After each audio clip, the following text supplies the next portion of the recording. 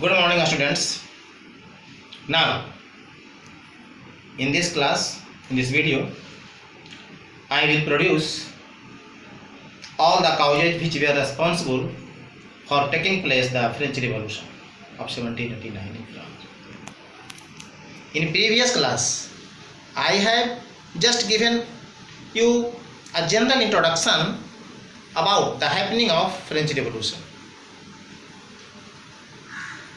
But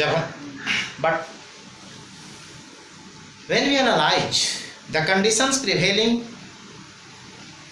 in France before the revolution, we can easily find some of the following causes which were greatly responsible for bringing the French Revolution in France. If we categorize it, following categories, we can arrange all the factors. The first, social causes; the second, economic causes; the third one, political causes; fourth, the role of philosophers of France at that time; and last, immediate cause, whatever the condition. And in previous class, I have given you some information about this immediate cause. Now we will look for the social cause. The French society was based on a status. As in India, most of the population, about 80% of the population, we can find even today now that more or less the society is based on caste system, which is a hierarchical order in the society. One, Brahmins is on the top and Dalits at the bottom.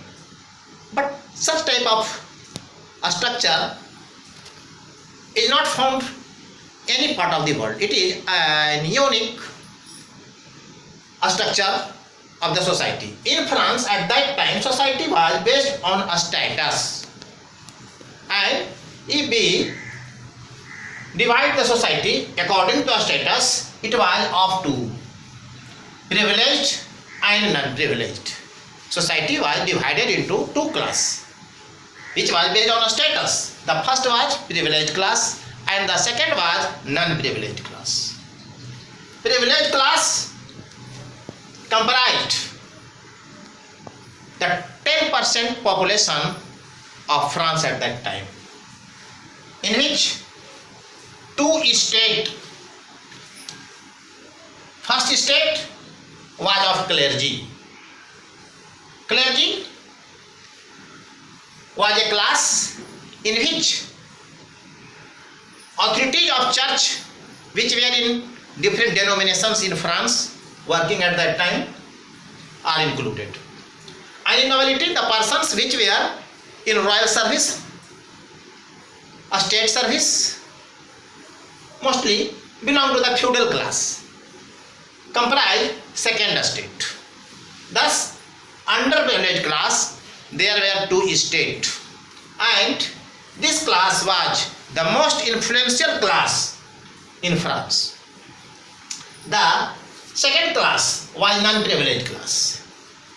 In this class, there was also one state, that was the third state. This third state comprised 90% of population of France at that time. This class was also divided into three categories according to their property and capacity, social capacity, intellectual capacity. The first one, big merchants, businessmen and professionals. This first group, was the most influential among the third state. The second group was big peasantry, the class, the farmers, which were engaged in agricultural works and having large farms and fields. those belong to big peasantry, and artisans which were experts in manufacturing. Generally they run the guild also of themselves. So these artisans and big peasantry were the second group in third state. And third one is a small peasants which had perhaps a very small piece of land, which were not enough to earn their bread. And others were landless laborers. Those laborers generally worked on the lands of the others for wage. And servants which were working on farms or the households of other ones, other influential ones. So this structure of the society really filled, especially the 90% of the population in France, very much dissatisfaction about their status in the society. Further we will discuss on the problem, but now the second one can be taken.